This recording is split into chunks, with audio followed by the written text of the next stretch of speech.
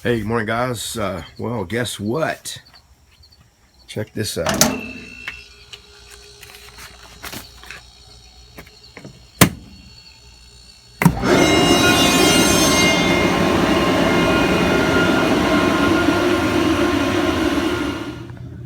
All right, well, after 6 weeks, we finally got this compressor up and running. It's, man, long time coming for sure. So it's nice to have that other hose reel, being able to use that. Just thought I'd give you guys an update what we're working on here. Got this guy working, just messed around with software and had just a couple of 3 or 4 different issues, mostly to do with sheet cam, which is the cam tool that they give you to go with this. And I'm definitely going to switch over to Fusion 360 for CAD and cam, and I've been messing with it some, but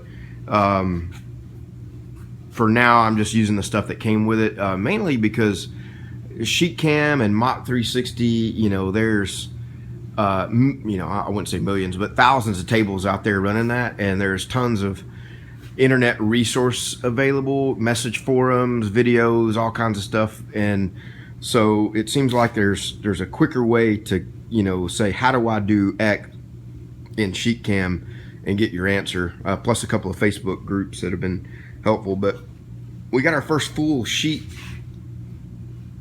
project cut out here, and it seemed to work well. Had an issue with torch height control. What's weird is in Mach 3, you can, it's got some pre-made shapes built in, circles, squares, whatever. And if you use one of those, the torch height control works perfectly.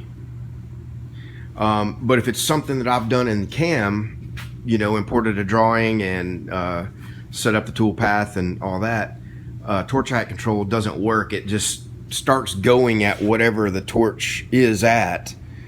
And then it looks like over time it slowly works its way down. I don't know what's going on with that. Now, granted, the circle cutter is only cutting a small circle. You can see a little test I did there.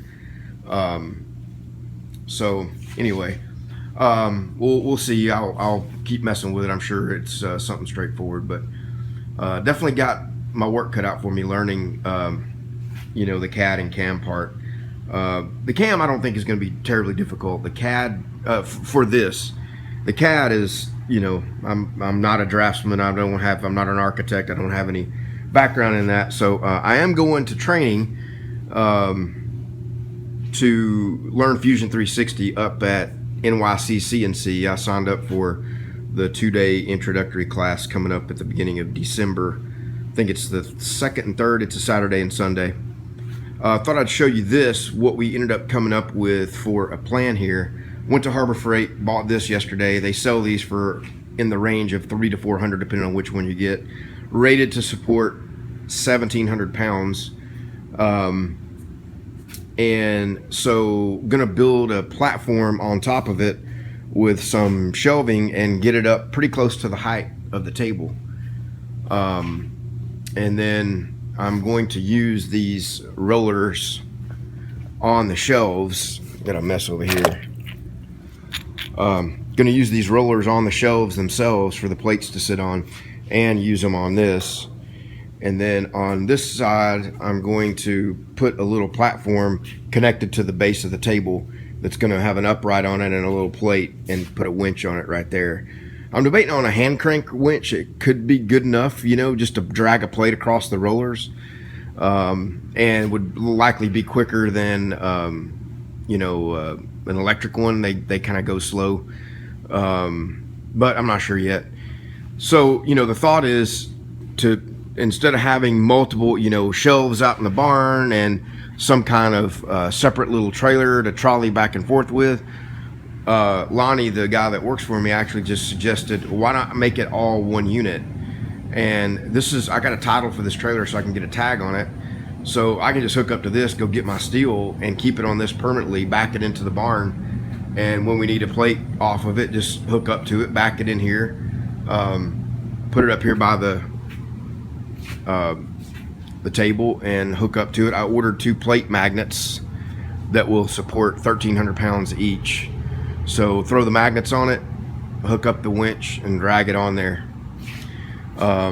Again, put these roller guides around the perimeter, and then do some rollers, you know, kind of offset out here a little bit, just to kind of take some of the pressure off this. Although these are hardened, ground and hardened rails, so I don't think dragging a plate across it's going to hurt them, although it probably wouldn't help. So try to keep it off of that if to the extent that we can. So anyway, just want to give you a quick update. Let me know what you guys think about that.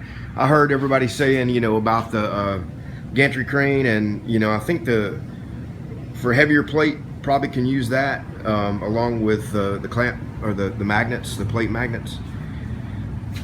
I don't know. We'll see. I like this idea, you know, just because of the portability of it. So anyway, gonna get this one uploaded now. Thanks, guys.